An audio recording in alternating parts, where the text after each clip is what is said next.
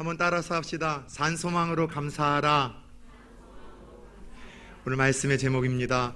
그런 의미에서 전후좌우로 손은 잡지 말고 우리 반달 눈으로 반갑게 이렇게 인사합시다. 산소망으로 감사합시다. 예, 이 감사는 우리 인생의 행복과 축복과 또 인복을 기적과 같이 여는 이 마스터키가 될 수 있어요.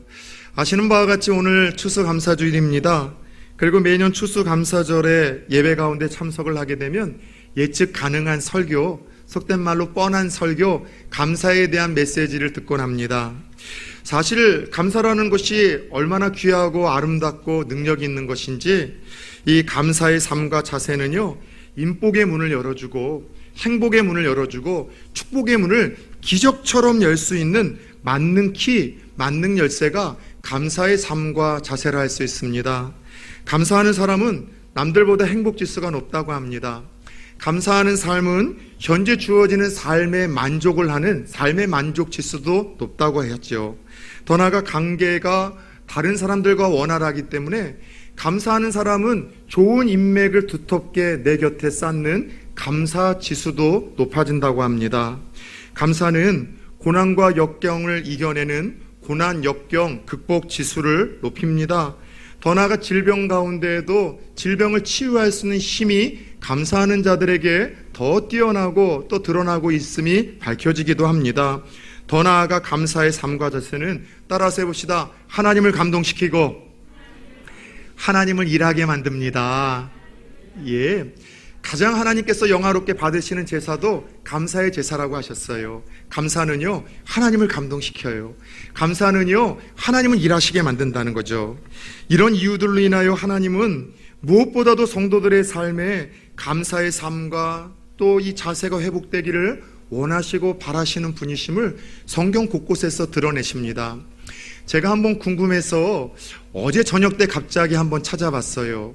성경에서는 직접적으로 우리에게 감사의 삶을 몇 번이나 명령을 하시고 언급을 하실까? 여러분 한번 궁금해 보신 적 있으십니까? 성경에는 감사의 삶을 한 몇 번 정도 명령을 하시고 언급을 하실까요? 여러분들의 찍기 실력을 테스트해 봅시다. 몇 번 정도 언급이 될 것 같아요? 100번. 아, 좋습니다. 조금 더 우리 선심을 쓰셔도 좋을 것 같아요. 네? 120번. 조금 더 쓰셔도 됩니다. 몇 번 정도 언급이 될까요? 예? 180번. 예, 거의 근사치에 맞았어요. 성경에는 감사라는 이 말씀이 동일하게 188번이나 반복이 되면서 하나님께서 우리에게 주시는 명령임을 깨닫게 되었습니다. 사실 하나님의 뜻도 데살로니가 전서 5장 18절을 보면은 분명히 우리들에게 말씀하고 있지 않습니까? 범사에 감사하라. 이는 그리스도 예수 안에서 너희를 향한 하나님의 뜻이라고 말씀을 하시며, 구원받은 자녀들의 삶 속에 하나님이 기대하시는 그분의 선한 뜻 중에 하나가 우리의 삶에 이 감사가 넘쳐나는 것이라고 말씀을 하셨어요. 그런 의미에서 성경을 보면은 성도가 하나님께 드릴 수 있는 이 감사에는 크게 두 종류의 감사가 있는 것 같습니다. 첫 번째는 환경 때문에 드릴 수 있는 감사가 성경에는 등장을 하는 것 같아요. 쉽게 말해서 감사를 할 수 있는 조건이 내게 주어졌고 감사할 수 있는 이유가 있기에 드릴 수 있는 자연스러운 감사이죠. 하나님이 나를 지켜주셨고 내 가정의 앞길을 축복하셨고 사업에 풍요로움을 주셨고 또 건강을 주셨기에 이러저러한 감사의 이유와 조건이 있어서 하나님에게 드리는 감사, 이것이 바로 환경 때문에 드리는 감사이죠. 워낙 배은망덕한 인생들이 많은 이 시대에 내게 주어진 모든 것이 하나님으로부터 왔음을 알고 하나님께 드리는 이 환경으로 인한 이 감사의 삶도 참 귀하고 아름다운 것이라고 할 수 있습니다. 그러나 성경에는 환경 때문에 드리는 감사 외에 하나님을 뭉클하게 만들고 모든 이들을 감동을 줄 수 있는 또 다른 감사의 종류가 등장을 하는데, 따라서 해볼까요? 환경을 초월하는 감사. 예, 환경을 초월하는 감사를 소개하고 있습니다. 다시 말해 환경적으로는 감사의 조건이 내게 없어요. 상황적으로는 감사의 이유가 없음에도 불구하고 믿음으로 말미암아 하나님께 드리는 그 감사가 바로 성경에서 고백되어지는 환경을 초월하는 감사, 고차원적인 고도를 높이는 감사라고 할 수 있습니다. 예를 들자면 평상시 늘 감사의 초청장을 보내었던 사도 바울의 감사가 그런 종류라고 할 수 있겠죠. 빌립보서를 보면은 4장밖에 안 되는 짧은 편지임에도 불구하고 사도 바울의 이 기뻐하고 감사라는 말씀이 여러분 한 20번 정도가 기록이 되어졌습니다. 근데 이 감사하고 기뻐하라는 그 메시지가 어떨 때 기록이 된 메시지인가 하면 그가 복음을 전하다가 억울하게 매맞고 감옥에 잡혔을 때예요. 그래서 냄새가 나고 그 추운 감옥에 그가 던져졌을 때, 더 나아가 언제 어디서 죽을지도 모르는 그 절체절명의 위기에서 그는 펜을 들어 자기를 걱정하는 그 빌립보 교회와 성도들 향해 그럼에도 불구하고 내가 이 춥고 냄새나는 감옥에서 감사하고 있습니다. 언제 어떻게 죽을지 모르는 생명의 위기 앞에서도 하나님이 주시는 그 즐거움과 기쁨으로 인하여 감사하고 있으니 여러분들도 감사라고 그 상황 속에서 감사의 초청장을 보내고 있어요. 환경을 초월하는 감사라고 할 수 있겠죠. 구약에서는 하박국 선지자의 감사가 그런 좋은 예라고 할 수 있지 않을까요? 하박국 3장 17절 18절을 보면 너무나 우리들에게 익숙한 이 고백을 하박국 선지자는 다음과 같이 고백을 하고 있습니다. 하박국 3장 17절 18절 말씀이에요. 비록 무화과 나무가 무성하지 못하며 포도나무에 열매가 없으며 감람나무에 소출이 없으며 밭에 먹을 것이 없으며 우리의 양이 없으며 외양간에 소가 없을지라도 나는 여호와로 말미암아 즐거워하며 나의 구원의 하나님으로 말미암아 기뻐하리로다. 요즘 말로 하자면 통장 잔고에 돈이 없어요. 갑자기 직장에서 해고가 되었습니다. 자녀들이 아픕니다. 사놓은 부동산, 땅값은 오르기보다는 자꾸 떨어지는 거예요. 자꾸 주위 사람들한테 핍박과 고난을 당해요. 이런 상황 속에서도 환경을 초월하는 감사, 믿음 때문에 나를 구원하신 그 하나님 때문에 여전히 그 어려움과 역경과 그 결핍 속에서도 나를 붙들고 계신 하나님의 능하신 손 때문에 감사를 올리고 있는 하박국의 이 고백, 이것이 바로 환경을 초월한 감사라고 할 수 있겠죠. 지난 봄이었던 것 같아요. KBS 공영방송에서 한 신앙의 인물을 다루는 것을 보고 저는 감동도 있었고 또 깜짝 놀라기도 했었습니다. 여수 순천 반란 사건과 더불어 6.25 때 그 여수에서 순천에서 순교를 하신 한 인물의 공영방송에서 초점을 맞추며 다큐멘터리식으로 그 방송을 내놓더라고요. 바로 사랑의 원자탄이라고 일컫는 손양원 목사님에 대한 일대기였었습니다. 아시죠? 순천 반란 사건 때 공산당원의 청년들이 이제 미국으로 유학을 막 가려고 했던 손양원 목사님의 두 아들을 데려다가 예수 믿는 아이들, 자본주의의 이 자녀라고 해서 죽창으로 찌르고 총으로 쏴서 두 아들을 죽였습니다.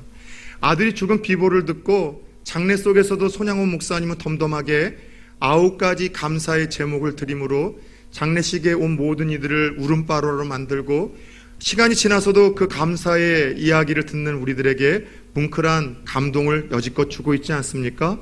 그리고 더 놀라운 것은 자기 아들을 죽이고 사형 날짜를 기다리고 있는 그 사형수를 찾아가 탄원하여 그 사형수를 끌어내어 자기의 양아들로 삼았던 도저히 인간이라고 할 수 없는 예수님이 실천하셨던 그 사랑을 몸소 실천하셔서 사랑의 원자탄이라고 일컫는 이 손양원 목사님이셨죠. 손양원 목사님은 6.25 동란 때 순교를 당하셨습니다. 공산당들이 쳐들어와서 이 교인들이, 성도들이 목사님 피난하라고 할 때에도 내 양떼와 교회를 놔두고 내가 내 목숨 건지자고 어딜 가냐고 하면서 끝까지 교회를 지켜내셨다가 그렇게 이제 잡히셔서 끌려가셨어요. 그리고 목사님이 감옥 생활을 하시다가 이제 이 공산당들이 산으로 데리고 가서 모든 죄수들 구덩이에 몰려놓고 난사를 함으로 인해서 죽였었는데 그 중에 이제 이 손양원 목사님도 그렇게 순교를 하신 거죠. 그런데 그 아비규환 같은 상황 속에서 살아남았던 한 성도의 실질적인 고백이 그날 인터뷰를 통해서 TV에서 나오더라고요. 감옥에서도 손 목사님은 얼마 안 되는 가끔씩 나오는 주먹밥을 쪼개고 쪼개서 더 배고파하거나 힘들어하는 사람한테 늘 나눠주셨다는 거예요. 그리고 그 죽을 때에도 찬양하면서 돌아가셨는데 구사일생으로 자기는 살아나자마자 먼저 어디로 뛰어내려갔는가 하면 손양원 목사님이 이제 사셨던 사택으로 가서 손양원 목사님의 죽음을 사모님에게 알린 거예요.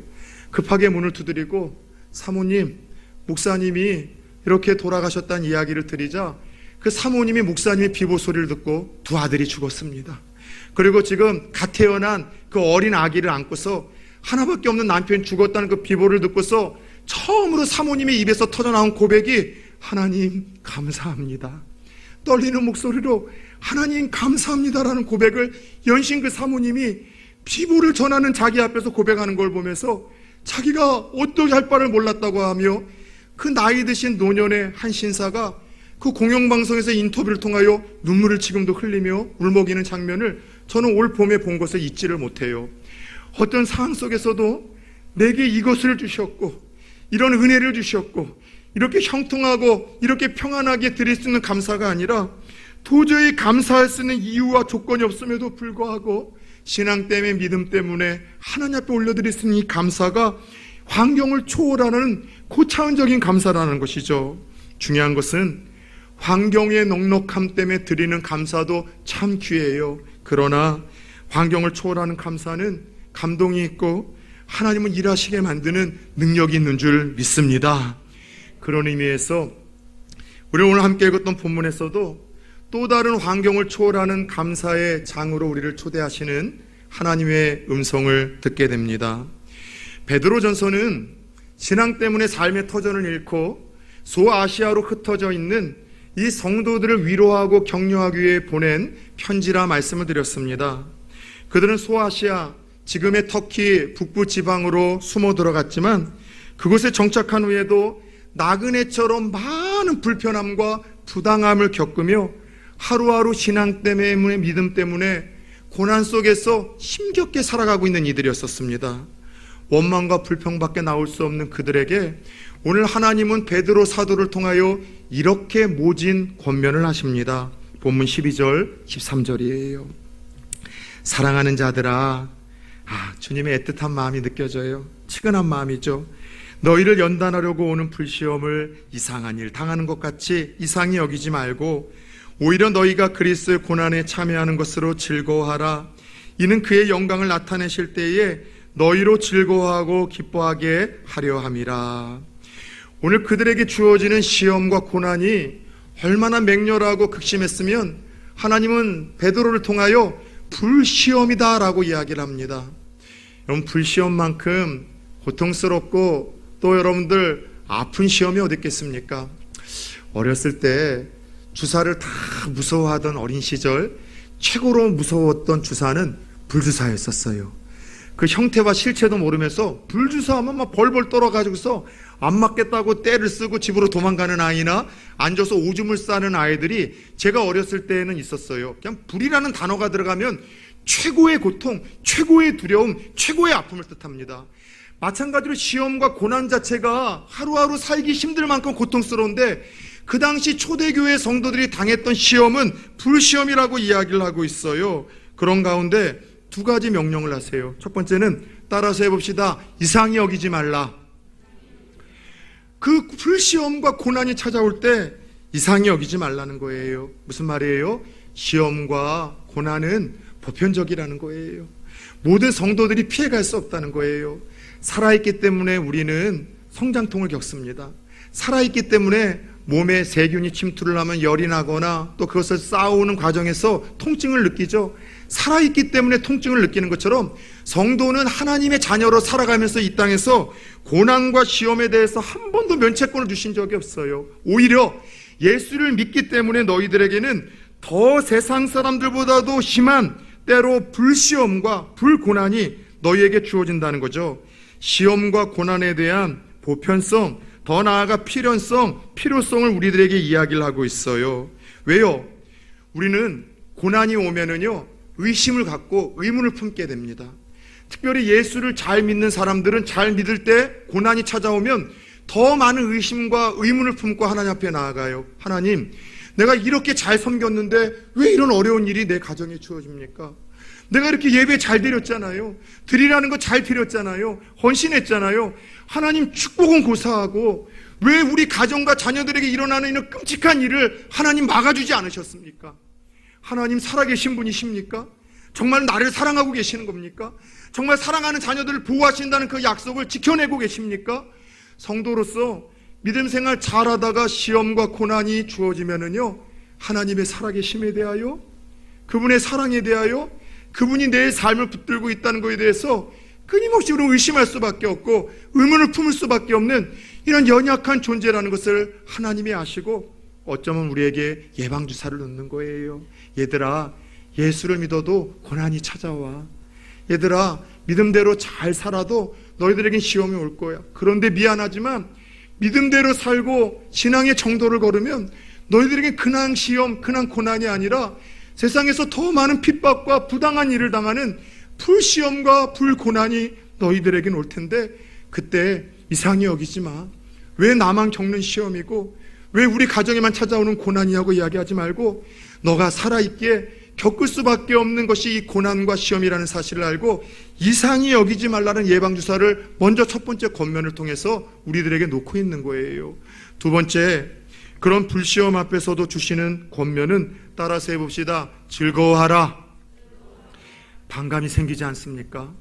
시험과 고난도 고통스러운데 그 가운데 여러분 하나님은 즐거워하래요. 기뻐하래요.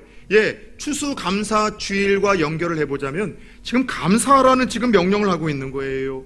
여러분, 왜 하나님은 말도 안 되는 이런 명령을 하실까요? 고난과 시험에서 당연한 반응은요, 원망과 불평입니다. 그런데 원망과 불평을 자제하라는 명령이 아니라 한 걸음 더 나아가 말도 안 되는 부당한 명령을 하세요. 얘들아, 고난과 시험이 있어. 즐거워해봐. 기뻐해봐. 감사라고 이야기를 해요. 왠지 아세요? 고난과 시험이 하나님께서 주시는 유익과 축복이 있기 때문이라고 오늘 계속해서 말씀을 통하여 우리 초대교회 성도들과 우리들을 설득하고 있습니다.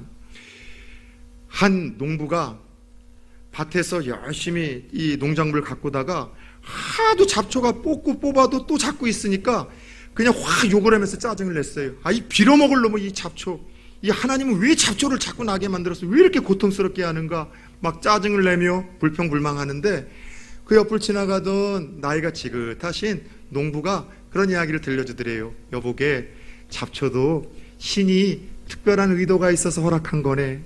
내가 오랜 세월 농사를 지어다 보니 잡초가 있기 때문에 비가 많이 와도 흙이 쓸려가서 농작물에 피해가 없더군. 또 가물고 비가 안 올 때에는 이 잡초 때문에 먼지가 날리지 않아서 이 농사일을 할 때도 어려움이 없고 병이 없더라고. 그리고 더 나아가 이 잡초가 계속해서 이 척박한 땅을 뿌리를 내리면서 갈아엎고 또 갈아엎어서 건강하고 농작물이 깊게 뿌리를 안전하게 내릴 수 있는 그런 도움을 준다는 것. 그래서 잡초도 신의 의도와 신의 목적 가운데 우리에게 던져진 것 아니겠는가? 여러분, 한낱 불필요한 그 잡초에도 그것을 허용하신 하나님의 의도와 선한 목적이 있다면 하나님을 믿고 나아가는 성도들에게 주어지는 불시험과 불고난에 하나님 분명한 의도와 목적이 있지 않겠냐는 거죠. 그 불시험과 불고난에는 세 가지 선한 목적과 의도가 있고 유익이 있기에 즐거워하고 감사하라고 말씀을 하십니다. 첫 번째, 시험과 고난이 주는 첫 번째 유익은 뭘까요? 따라서 해봅시다. 우리를 연단시킵니다. 오늘 본문 12절이에요. 사랑하는 자들아, 너희를 무엇하려고? 연단하려고 오는 불시험을 이상히 여기지 말래요. 여러분, 시험은 성도들을 연단하기 위한 선한 목적이 있어요. 다시 말해서 금을 단련할 때 돌덩어리를 깨어 뜨거운 그 물에 던져 이 돌덩어리와 불순물 다 제거하고 또 제거할수록 단련될수록 순도 99%의 정금이 대련되는 것 아니겠습니까? 마찬가지로 성도들에게 주어지는 시험과 고난은 성도들이 더 정화되고 강화되고 성화되어 주님을 닮아가고 주님의 뜻을 이루는 데 있어서 불필요한 삶의 찌꺼기들을 제거하는 시간들이에요. 시험과 고난 때문에 내 교만함을 제거하게 되고 시험과 고난 앞에서 내 자만함을 내려놓게 되고 내 안주함, 게으름, 나태함, 내 정욕이 시험과 고난을 통해서 여러분들 무너지고 불태워지는 일들이 얼마나 많냐는 것이죠. 올 한 해 유독 해충들이 전국을 휩쓸었다고 합니다. 올해는 코로나 때문에 교회 식당에서 음식을 하지 않았는데도 이상하게도 곳곳에서 바퀴벌레가 제 눈에만 보이는 거예요. 그래서 해마다 그랬듯이 올해도 방역 업체를 불러다가 이제 그 바퀴벌레 퇴치를 하고 있는데 그 사장님이 이야기를 하더군요. 올해는 지금 전국이 이 바퀴벌레 해충 때문에 몸살을 앓고 있는데요. 그 이야기를 듣니까 얼마 전에 TV를 통해서 더 많은 벌레들이 공원에도 많이 출몰을 해서 많은 사람들이 놀랐다는 이야기가 떠올라지는 거예요. 그러면서 그분이 그런 이야기를 하더라고요. 지난 겨울이 춥지 않아서 그 이유라는 거예요. 겨울은 추워야지만 나무나 식물들이 그 해충들을 이길 수 있는 면역력이 생기고 또 이 해충들이 죽어나가는데 지난 겨울은 유독 따뜻하고 춥지 않다 보니 나무도 면역력이 여러분 떨어져서 약해졌고 해충들은 더 그렇게 활기를 쳤다는 거예요.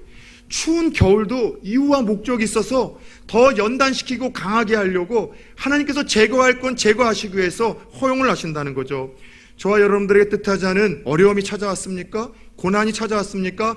하나님 내 삶에 무언가 제거하기를 원하시는 거예요.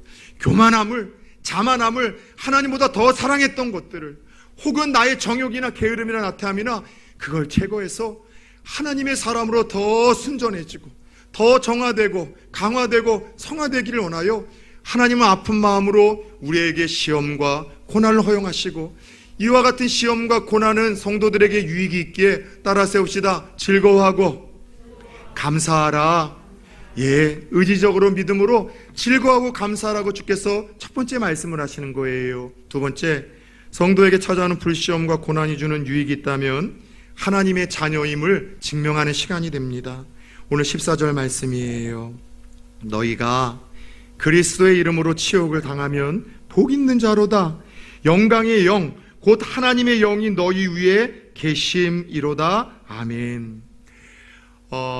전 유럽에 큰 개혁과 영적인 부흥을 일으켰던 두 인물이 있는데 바로 감리교회 창시자였었던 존 웨슬레 목사님과 또 하나는 조지 휘필드라는 아주 유명한 복음 사역자 목사님이 계세요.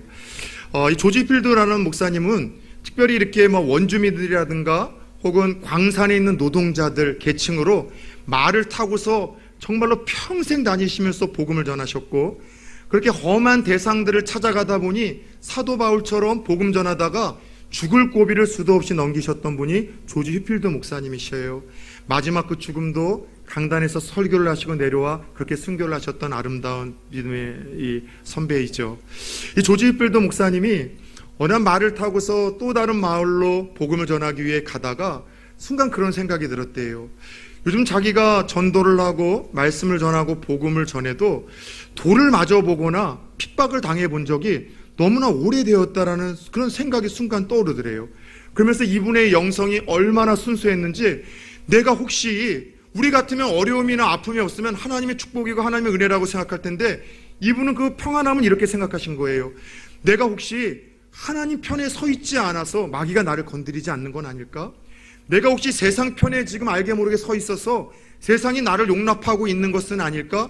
그런 두려움이 생겨서 말에서 내려 그 산속에서 바위를 붙들고 열심히 하나님 앞에 은혜를 구하며 기도했다고 합니다. 때마침 그 길을 지나던 한 광부가 평소 무신론자로서 조지 휘필드 목사님을 안 좋게 보던 이가 이 예수쟁이 목사 잘 만났다 싶어서 돌을 들어 기도하고 있는 목사님의 이마를 치고서 그렇게 달아나 버린 거예요. 철철 피가 흐르는 이마의 핏자국을 만지면서 목사님이 이렇게 고백했다고 합니다. 하나님 감사합니다. 내가 아직도 하나님의 자녀임을 이렇게 증명하시는군요. 내가 아직도 당신의 편에 서 있음을 하나님 이렇게 증명하시고 기도를 응답하시는군요. 우리의 삶에 믿음을 갖고 내가 살아감에도 불구하고 세상으로부터 어떤 어려움이나 부당한 일이나 고난이 없다면 내가 죽은 것이거나 아니면 세상과 내가 너무나 동화되어서 살았기 때문에 그런 어려움이 없을 수 있어요. 그러나 내가 세상에서 주의 뜻을 이루고 예수 믿는 거룩한 커밍아웃을 가지고 살아가기에 부당한 일을 당하고 억울한 일을 당하고 코로나 이후에 교회를 바라보는 그 시선처럼 모든 사람이 모욕과 조롱을 하고 있다면 첫 번째, 내가 하나님의 자녀임이 이 시간들을 통해서 증명되고 있구나. 성령께서 나와 함께 계시고 성령께서 내 삶을 붙들고 계시고 성령의 역사가 시험과 고난을 통해서 내게도 일어나고 있음을 확신하며 여러분 시험과 고난 중에도 의지적으로 믿음으로 즐거워하고 감사할 수 있는 성도님들이 될 수 있기를 예수 그리스도의 이름으로 축원합니다. 세 번째, 불시험과 고난이 주는 마지막 유익은요, 우리를 하나님을 의지하는 자녀가 되게 만든다는 거죠.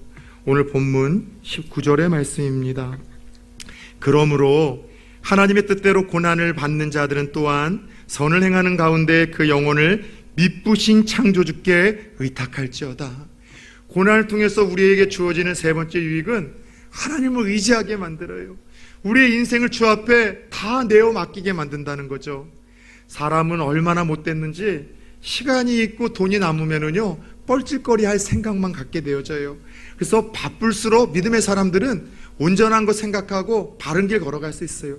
시간과 돈이 주어지면은요 꼭 죄 지을 것만 생각하고 계획하고 그렇게 빠져요. 여러분, 그런데 우리가 얼마나 교만한지 예수를 믿지만 잘 나가고 평안할 때는 하나님 앞에 기도 안 해요. 하나님을 정말 신뢰 안 합니다. 그런데 내 아이가 갑자기 감기라도 들어서 열이 나면 비로소 그때 하나님 찾기 시작하는 거예요.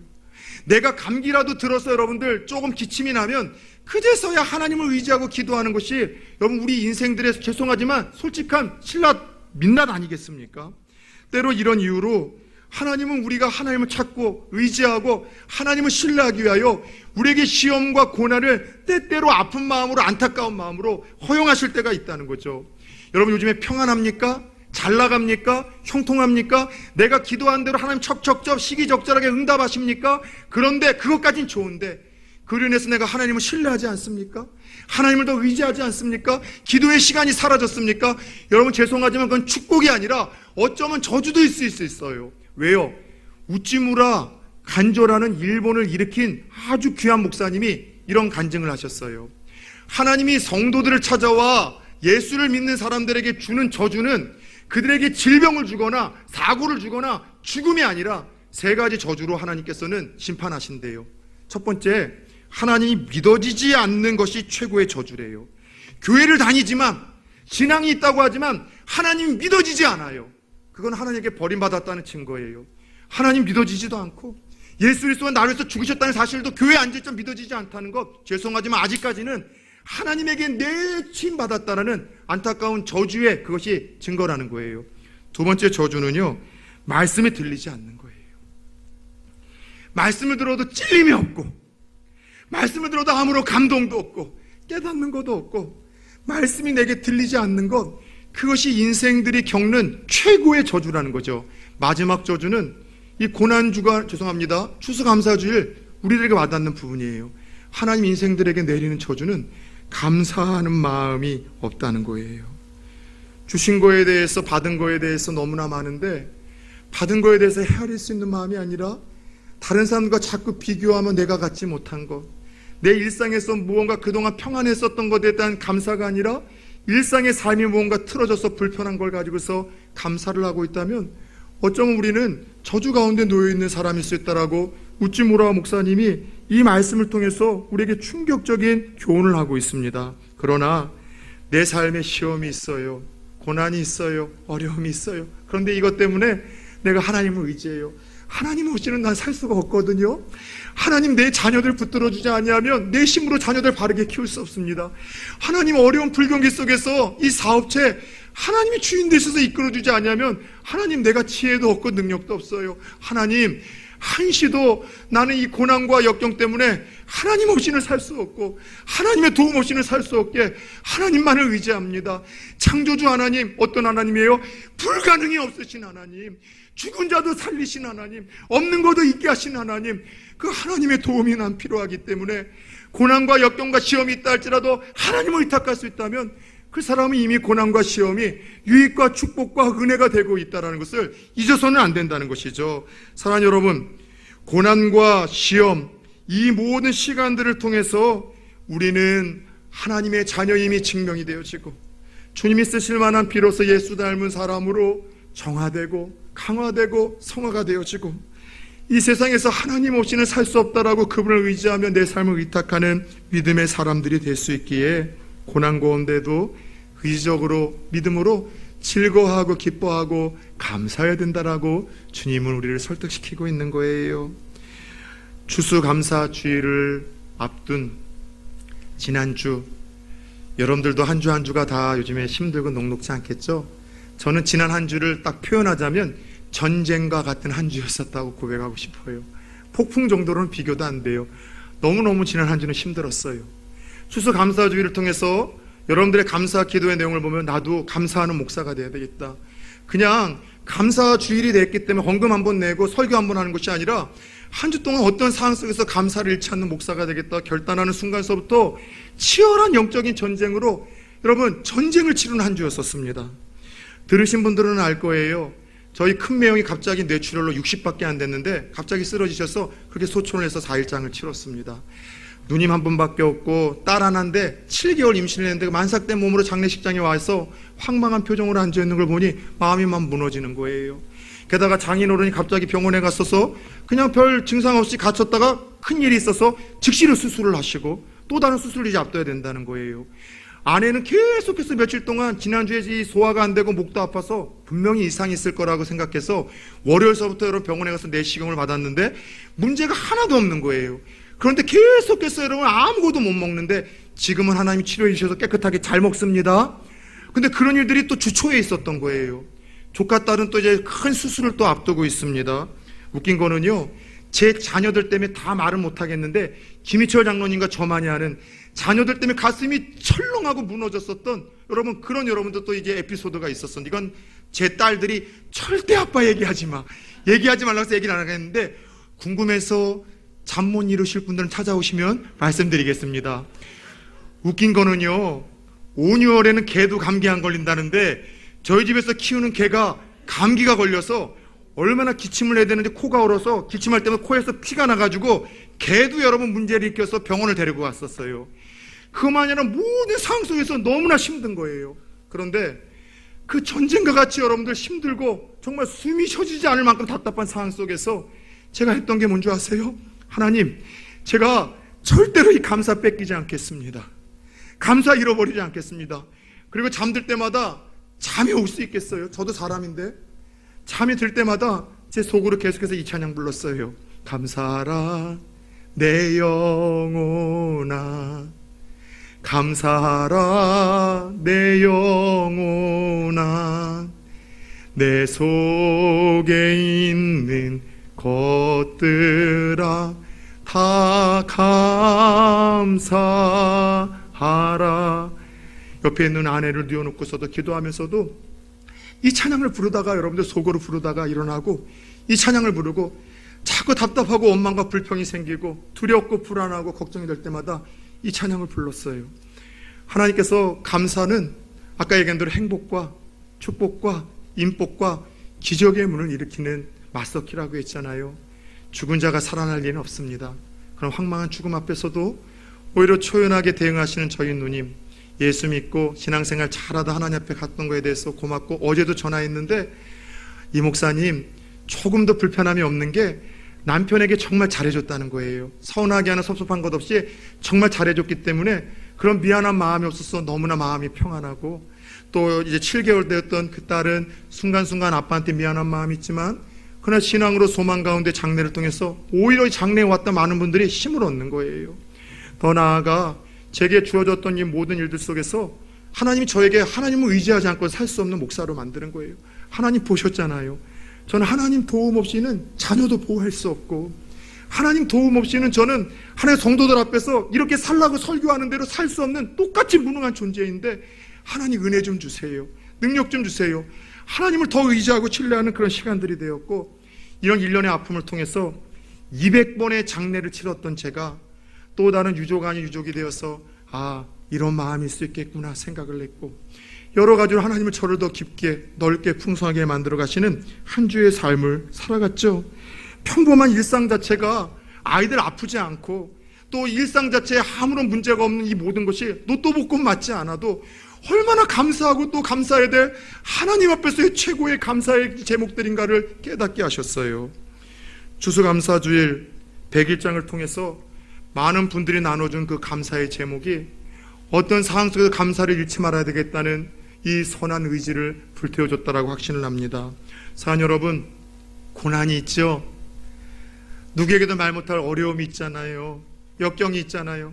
그때는 예수는 믿지만 그것 때문에 다 때려치고 도망가고 싶은 마음이 들고, 때로는 죽고 싶고 삶을 포기하고 싶은 마음이 예수 믿어도 여러분에게 있고, 신앙이 나한테 무슨 의미가 있는가 싶어서 믿음도 포기하고 싶은 마음이 여러분들에게도 있잖아요. 그러나 이상히 여기지 마세요. 시험과 고난을 통해서 주께서 주실 세 가지 유혹을 기억하며 감사로 이겨내길 축원합니다. 의지적으로 감사합시다. 감사의 습관을 들입시다. 지난 한 주 사무실에 홀로 앉아 설교를 하고 있는데 제 아내가 들어와서 깜짝 놀라서 혼자 앉아서 왜 마스크를 쓰고 앉아있냐는 거예요. 저는 아무리 아프거나 미세먼지가 있어도 단 한 번도 마스크를 안 쓰고 살았던 사람입니다. 코로나 사태가 주어지기 전에는. 그런데 마스크를 쓰는 게 습관이 되다 보니까 저도 모르게 사무실에 앉아서 4-5시간 동안 마스크 쓰고 혼자 앉아서 설교 준비를 하고 있었는데 그거조차도 인식을 못했던 거예요. 습관의 무서움, 위대함 아니겠습니까? 감사가 이렇게 됐으면 좋겠어요. 어떤 상황에서도 감사하고, 어떤 형편에서도 감사하고, 감사해야 될 이유와 조건이 있어도 감사하고, 조건과 이유가 없는 환경을 초월하는 상황에서도 감사함으로 말미암아 하나님이 감동받으시어 약속대로 우리의 삶에 기적의 문을 열어주시고, 행복의 문을 열어주시고, 축복의 문을 열어주시고, 좋은 사람을 내 곁에 부주시는 이 복이 문을 열어주시는 은혜가 다시 한번 감사주의를 통하여 어떤 상황 속에서 감사를 잃지 않고 감사를 거룩한 습관으로 들여 내 것으로 삼겠다고 고백하는 저와 여러분들에게 주어질 수 있기를 주 예수 그리스도의 이름으로 축원합니다.